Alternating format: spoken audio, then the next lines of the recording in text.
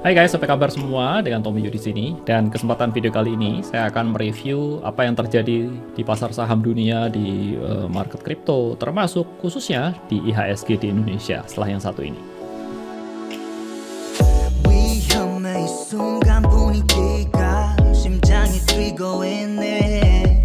Khususnya bagi Anda yang ingin belajar tentang trading dan investasi, Anda dapat visit website ini, saudara. Jadi linknya saya sertakan di layar. Ini adalah sebenarnya curated content dari YouTube saya. Itu saya pilihin konten-konten yang bagus dan saya masukkan ke sini. Anda dapat belajar di sini secara free, completely free, nggak ada biaya sama sekali. Itu tentang reksadana, tentang saham, forex, dan kripto. Mungkin belum semuanya materinya terkumpul lengkap karena ini masih dalam progres, tetapi Anda dapat menikmatinya secara lebih berurutan daripada kalau Anda langsung lihat di YouTube. Seperti kita ketahui, setelah Lebaran, hari Senin kemarin itu ketika market dibuka, IHSG tiba-tiba crash turun dalam sekali. Dan hari ini pula, hari kedua setelah Lebaran itu, marketnya jatuh lagi sebelum akhirnya rebound. Kalau saya melihat itu, apa yang terjadi itu disebabkan ada dua hal. Yang pertama adalah gejolak politik yang terjadi di Eropa, khususnya Rusia dan Ukraina, yang mereka sedang berperang. Dan yang kedua adalah inflasi yang terjadi di Amerika yang terakhir itu besarnya 8,5% dan itu adalah yang terbesar dalam beberapa dekade terakhir ini. Sehingga The Fed akhirnya menaikkan suku bunganya 0,5%. Ini adalah yang terbesar dan rencananya itu The Fed akan menaikkan suku bunga bertahap sampai diperkirakan tuh sampai mencapai 2% sampai 3% selama beberapa bulan ke depan ini. Dan itu sontak membuat para investor itu menjual aset mereka baik dalam saham maupun dari kripto itu untuk dibelikan US dollar. Sehingga kalau Anda lihat itu US dollar naik gila-gilaan di beberapa minggu terakhir ini. Baik saudara, itu adalah untuk memberikan Anda semacam background dan konteks. Sekarang kita akan langsung masuk ke chart IHSG-nya. Analisanya seperti apa?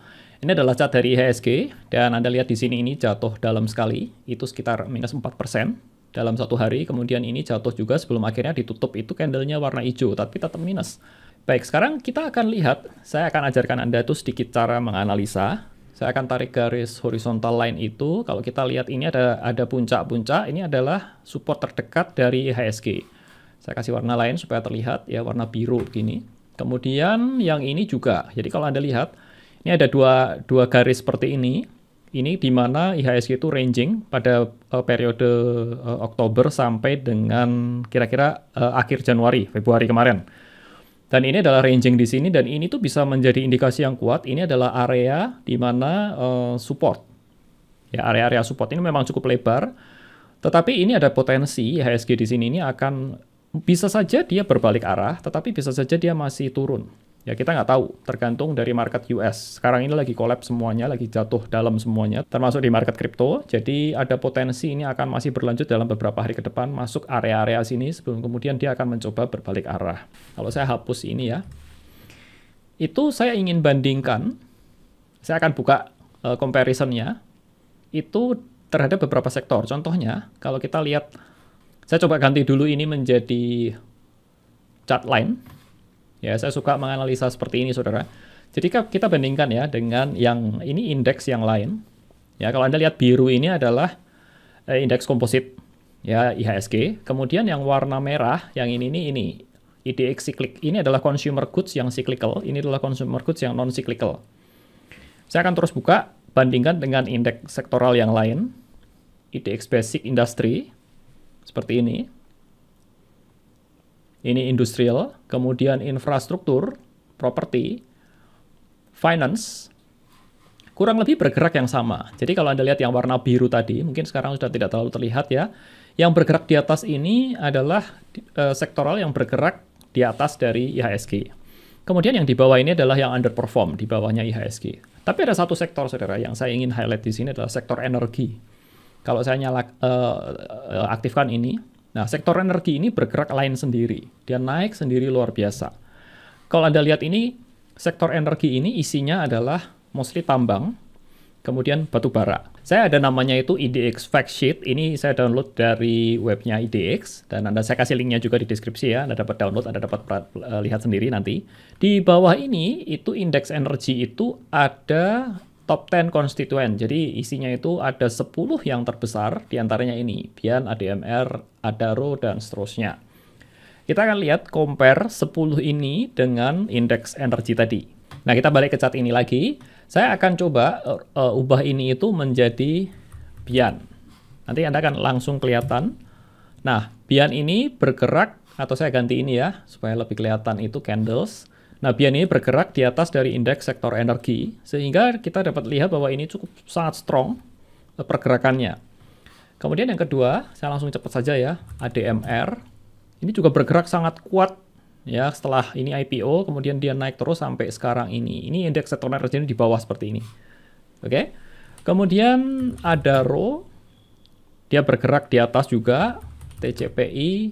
Dari 10 saham energi tadi, setelah saya apply itu, ada 6 saham yang berada performance-nya itu di atas indeks sektoralnya, yaitu sebagai berikut. Ada ADMR, ITMG, Adaro, Harum, Gems, dan Bian. Ini kita akan analisa satu persatu, tetapi untuk dua ini ya, Gems dan Bian ini tidak terlalu liquid. Saya akan skip dua ini. Kita mulai dari ADMR terlebih dulu. IPO tanggal 3 Januari, kemudian dia bergerak naik terus, dan sampai sekarang ini sedang koreksi. Nah, saham ini menurut saya bagus, saudara, dan bergeraknya cukup very strong. Dan kapan Anda waktu tepat untuk beli? ADMR ini sendiri menurut saya, dia mungkin akan beberapa hari ini akan mengalami koreksi. Kita lihat saja. Tetapi waktu yang tepat untuk membeli itu setelah koreksinya selesai tentunya.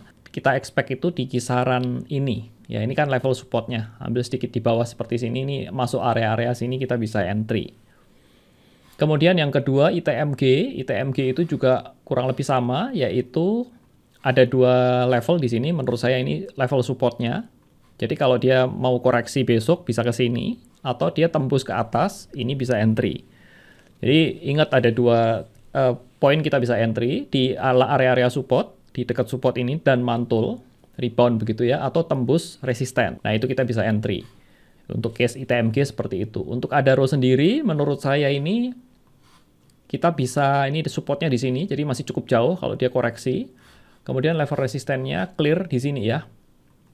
Jadi posisi di tengah-tengah ini sebenarnya nanggung. Dia bisa koreksi ke bawah atau dia bisa tembus ke atas.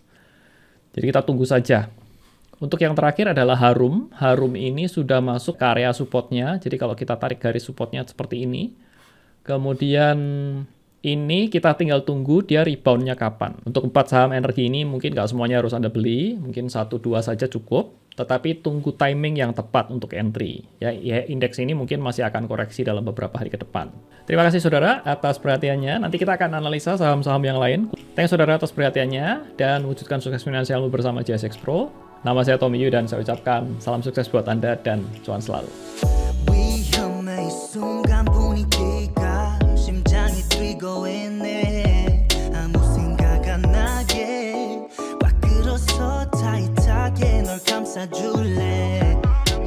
상상만 했던 너